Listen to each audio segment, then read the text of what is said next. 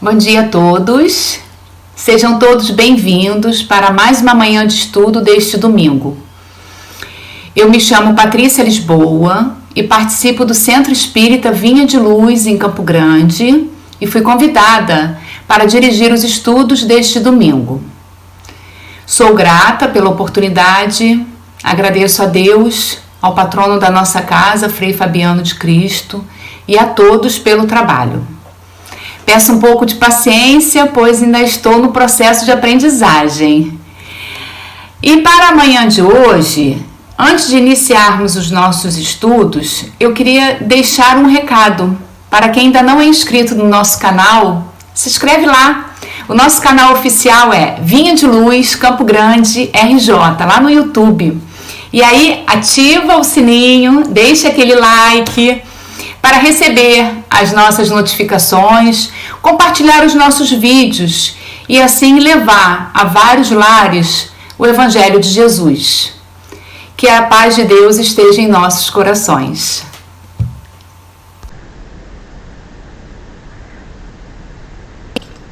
Agora, para dar início aos nossos estudos, eu vou ler uma página de preparo de ambiente do livro Fonte Viva, Psicografia Francisco Cândido Xavier, pelo Espírito Emmanuel, e logo após farei a prece inicial. Vocês podem acompanhar também pelo slide número 1 que vai aparecer na tela para vocês. E o título é Fé Inoperante, página 49. Diz assim: assim também a fé, se não tiver as obras, é morta em si mesma. Tiago, capítulo 2, versículo 17. A fé inoperante é problema credor da melhor atenção, em todos os tempos, a fim de que os discípulos do Evangelho compreendam com clareza que o ideal mais nobre, sem trabalho que o materialize a benefício de todos, será sempre uma soberba paisagem improdutiva. Que diremos de um motor precioso, da qual ninguém se utiliza? De uma fonte que não se movimente para fertilizar o campo? De uma luz que não irradie? Confiaremos com segurança em determinada semente. Todavia, se não a plantamos, em que redundará nossa expectativa, senão em simples inutilidade? Sustentaremos absoluta esperança nas obras que a tora de madeira nos fornecerá. Mas se não nos dispomos a usar o serrote e a plaina, certo, a matéria-prima repousará indefinidamente o caminho da desintegração. A crença religiosa é o meio, o apostolado é o fim. A celeste confiança ilumina a inteligência para que a ação benéfica se estenda, improvisando por toda parte bênçãos de paz e alegria, engrandecimento e sublimação. Quem puder receber uma gota de revelação espiritual no imo do ser, demonstrando o amadurecimento preciso para a vida superior, procure, de imediato, o posto de serviço que lhe compete em favor do progresso comum. A fé, na essência, é aquele embrião de mostarda do ensinamento de Jesus, que, em pleno crescimento, através da elevação pelo trabalho incessante, se converte no reino divino, onde a alma do crente passa a viver. Guardai, pois, o êxtase religioso no coração, sem qualquer atividade nas obras de desenvolvimento da sabedoria e do amor, consubstanciados no serviço da caridade e da educação, será conservar na terra viva do sentimento um ídolo morto, sepultado entre flores inúteis das promessas brilhantes. E assim,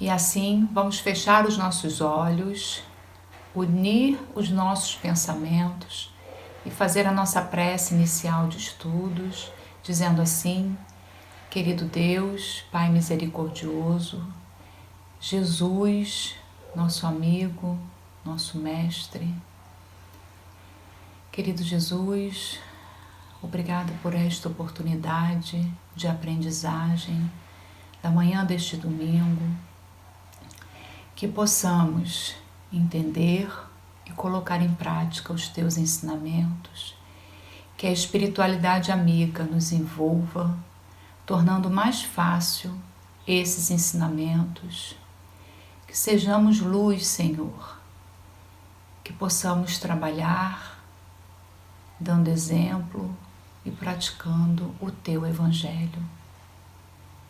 Sabemos que o planeta Terra está passando por momentos difíceis, Jesus, mas também sabemos que tudo tem um propósito, que tu possas, querido amigo, envolver cada coração que se encontra desalentado, desamparado, desesperado. Sabemos que não estamos só, Jesus. E assim, envolvidos nesta energia de amor, de paz, damos por iniciado os estudos da manhã de hoje, na tua doce e bendita paz, Jesus. Que assim seja. Graças a Deus. Graças a Jesus.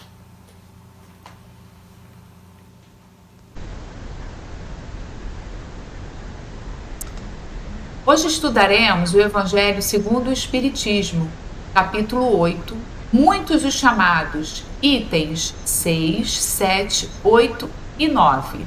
Título: nem todos os que dizem Senhor, Senhor, entrarão no reino dos céus.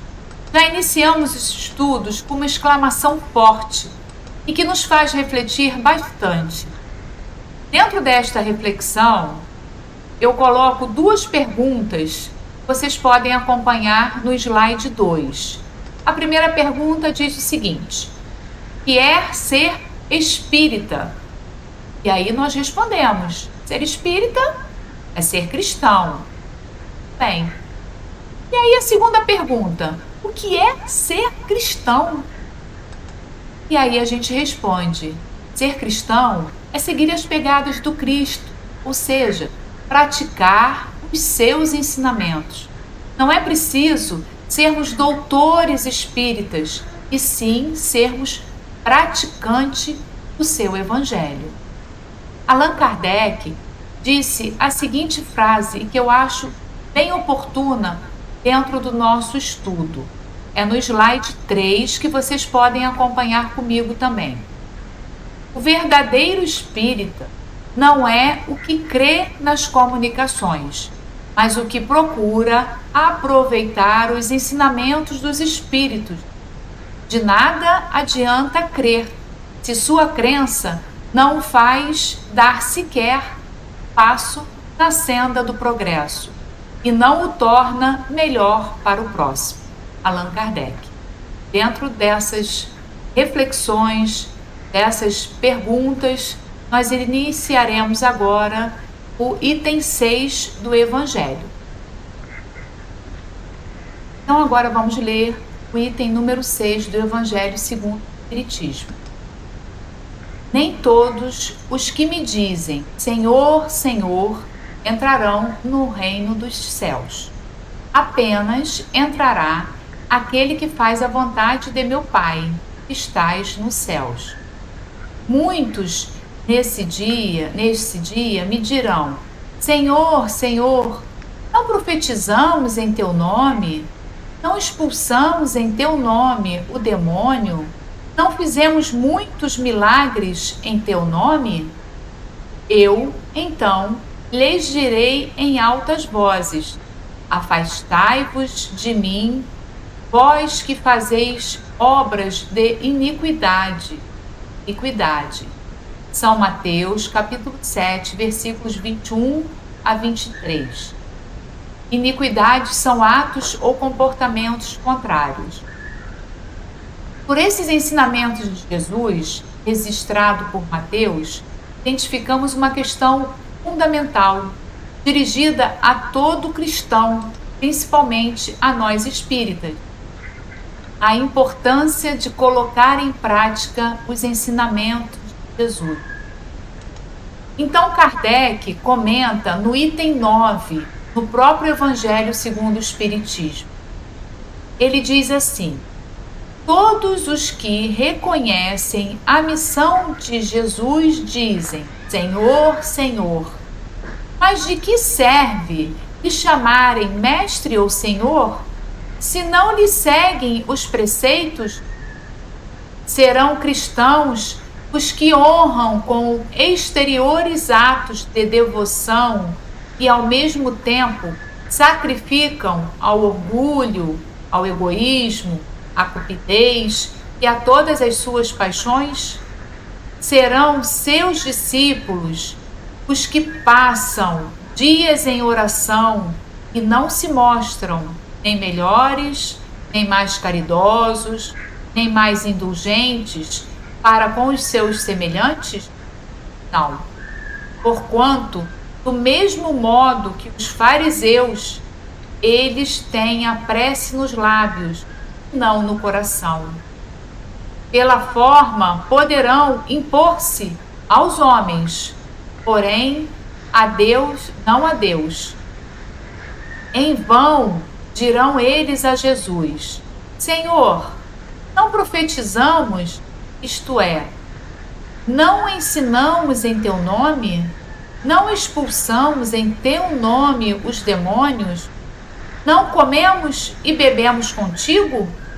Ele lhes responderá: não sei quem sois, afastai-vos de mim, vós que cometeis iniquidades, vós que desmentis com os atos e dizem com os lábios, que caluniais o vosso próximo, que expoliais as viúvas e cometeis adultério.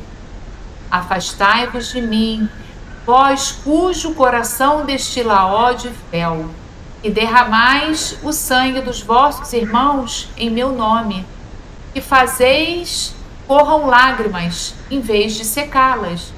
Para vós haverá prantos e ranger de dentes, porquanto o reino de Deus é para os que são brandos, humildes e caridosos. Não espereis dobrar a justiça do Senhor pela multiplicidade das vossas palavras e das vossas genuflexões. O caminho único que vos está aberto para achardes graça perante Ele é o da prática sincera da lei de amor e caridade. Eu fiz algumas anotações e de vez em quando eu vou estar lendo, até para poder ter um acompanhamento melhor.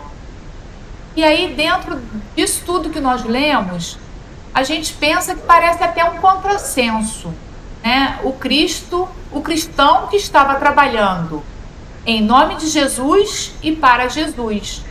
E Jesus vai e diz que quer que se afaste, né? E aí, primeiro, nós temos que lembrar que nesta época, Jesus se reportava muito aos fariseus, que eram grupos de pessoas que valorizavam excessivamente o exterior, como até hoje ainda temos, aqueles cristãos que vivem de aparência. Porém, tem Jesus, então, mostrando que busca na lei o espírito que vivifica, e não a palavra, a letra que mata.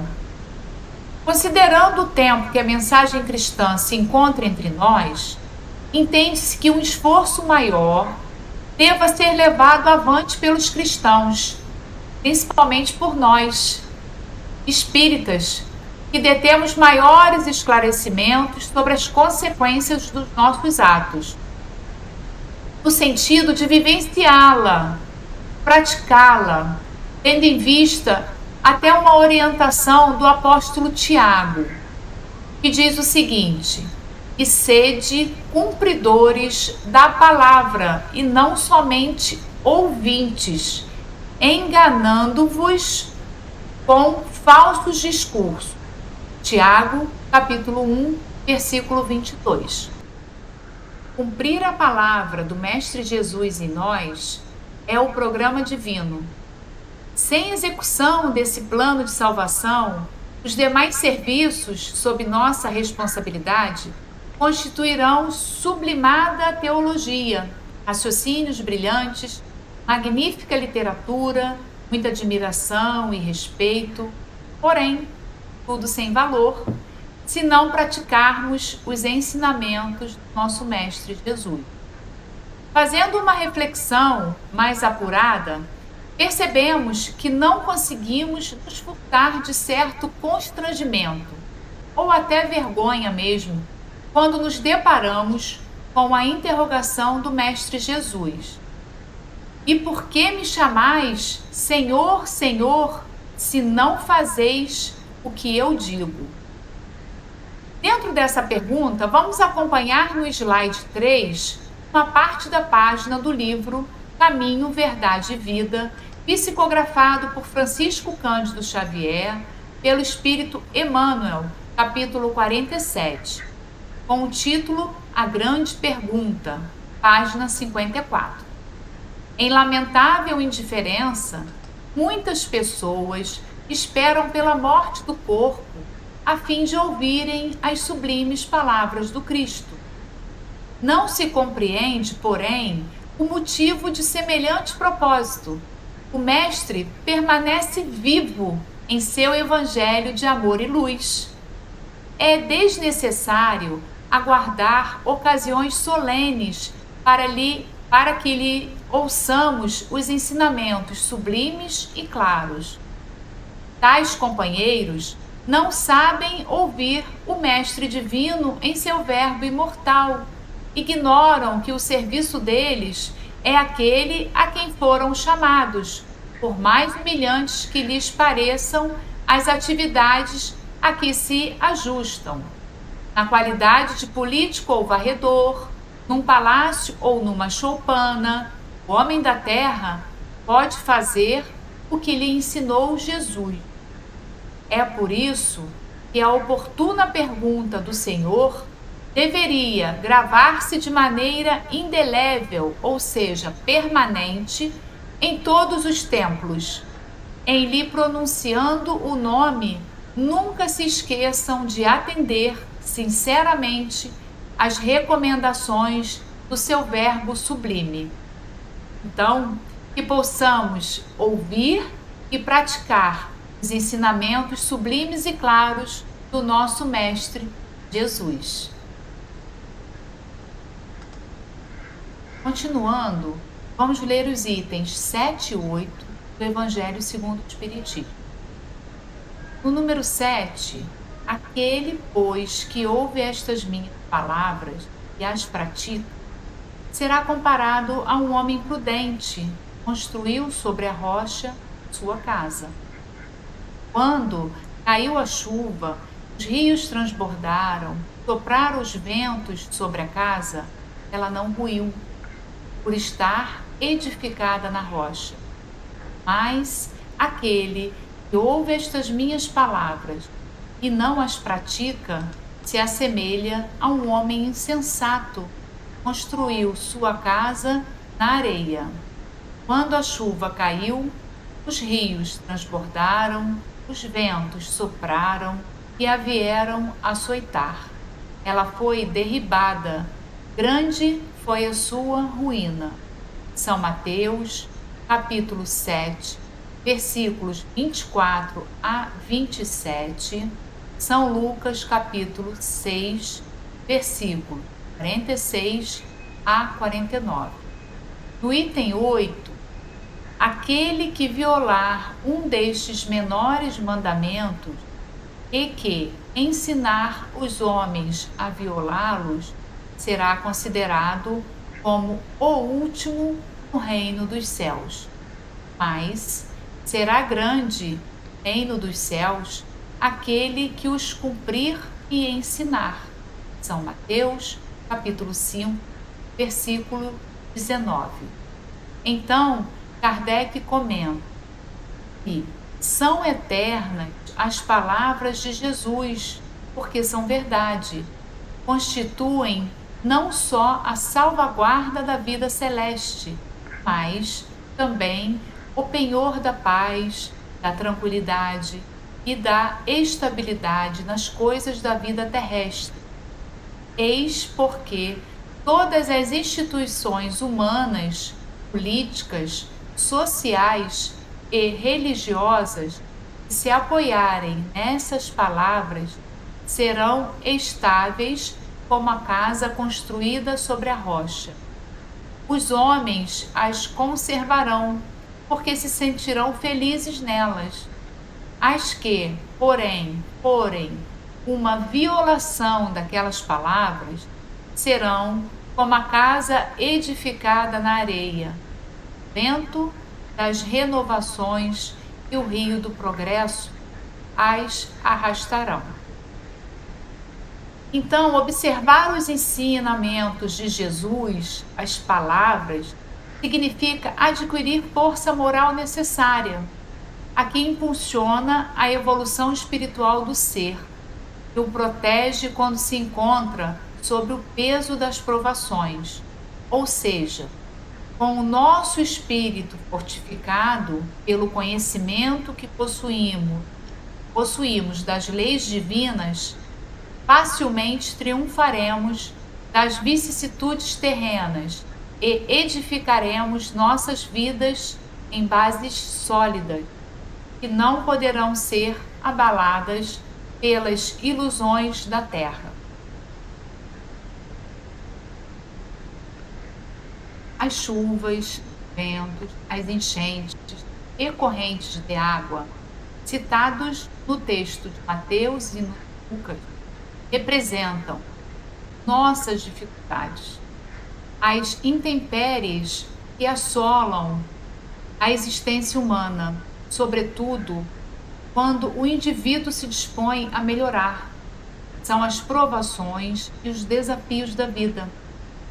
Cristo simbolizou a edificação do caráter humano por meio de uma casa assentada sobre a pedra, uma casa de base sólida, contra a qual as tormentas e as tempestades da vida são incapazes de destruir ou abalar.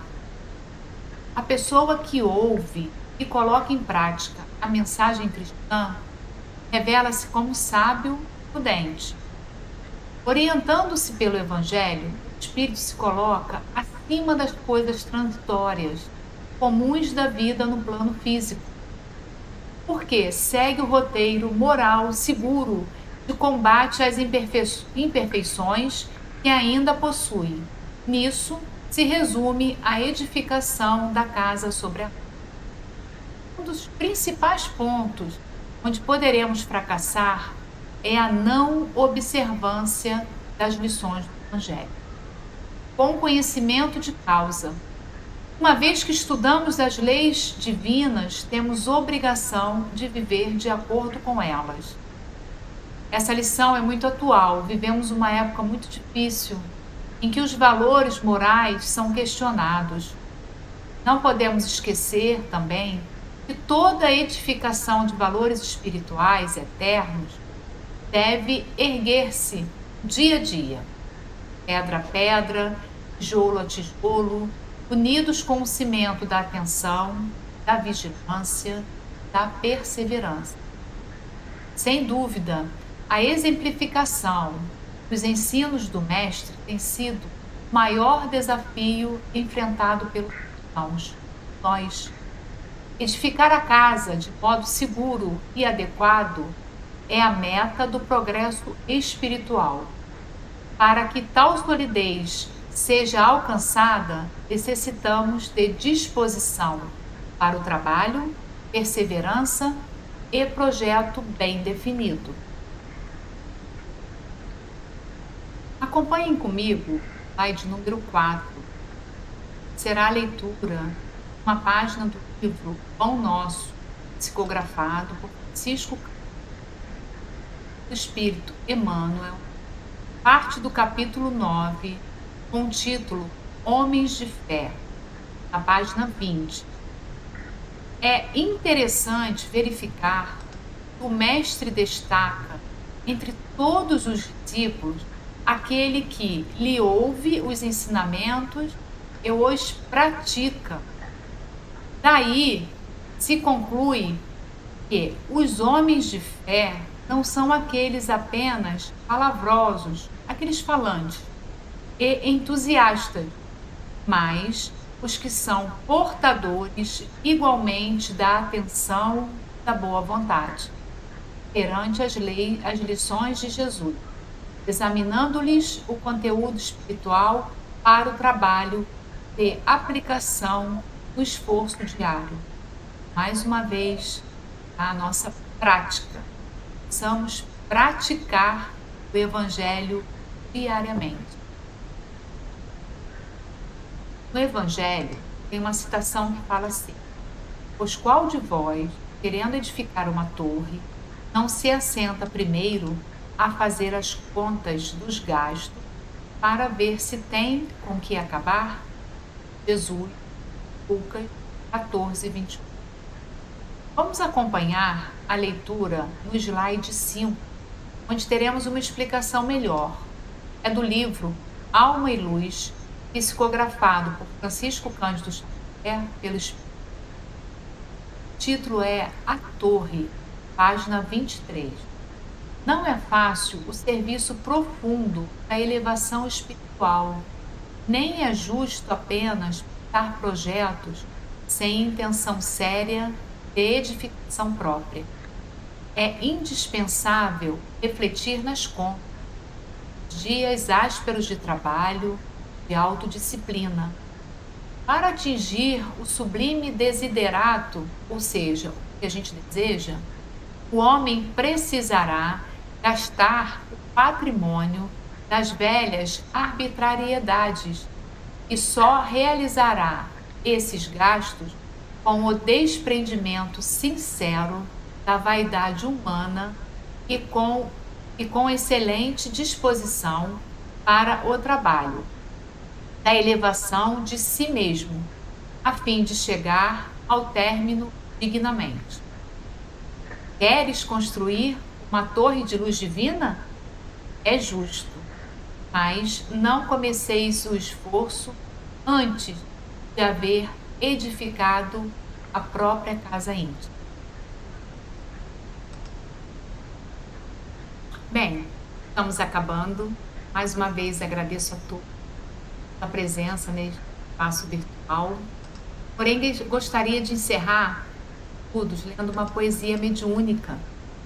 Vocês podem acompanhar lá de número 6. É do livro Cartas do Evangelho, Poesias Mediúnicas, Psicografia, Francisco dos dados pelo Espírito Casimiro Cunha. É da página 14 e 15. O título é Carta aos Espíritas. Se foste chamado à luz da grande reflexão, lembra, amigo, que a doutrina é pensamento. Então, fenômenos, teorias, ciência daquilo ou disto, já eram velhos no mundo bem antes. Nada novo sob o sol, dizia já Salomão. Toda grande novidade ainda é a nossa. Capacita-te, portanto, que a tua necessidade é de aplicar o Evangelho, tua felicidade. Não há espíritos guias, nem mensageiros do além, que façam mais que Jesus na santa lição do bem. Se já escutastes no mundo a doce voz dos espaços, corrige o teu coração, regularize os teus passos. O além não se comunica tão só para o teu agrado, mas a fim de que realizes o ensino do Mestre amado. Não peças muito aos teus guias completa orientação. Serem desencarnados, não vivem na perfeição. O esforço próprio é uma lei das mais nobres que há na vida. A morte não representa liberdade redimida. Restringe as tuas perguntas no instante de tuas preces. Não sabes o que desejas, mas Deus sabe, mereces. Cumpre sempre os teus deveres, trabalho e realização. São das preces mais sublimes de tua religião. Para as horas de amarguras, para as dúvidas da sorte, o Evangelho é a luz da vida, que esclarece além da morte. Desempenho sagrado de tua excelsa missão, não te afastes da tarefa de paz e de redenção. Não te percas no caminho, és bem o trabalhador, que Jesus vive à espera, testemunho de amor.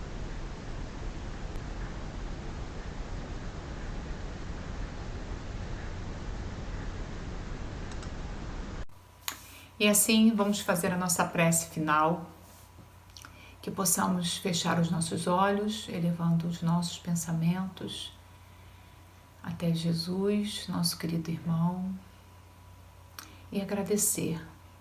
Obrigada, Jesus, pelas tuas mensagens, que possamos realmente praticá-las. Obrigada, Jesus, por mais uma vez nos dar a oportunidade de trabalho, de aprendizagem. Querido Jesus, que possamos colocar em prática todos os teus ensinamentos, que possamos realmente sermos cristãos. Quero agradecer também ao nosso amigo Fabiano de Cristo, que nos ampara e que nos ajuda sempre nos nossos trabalhos.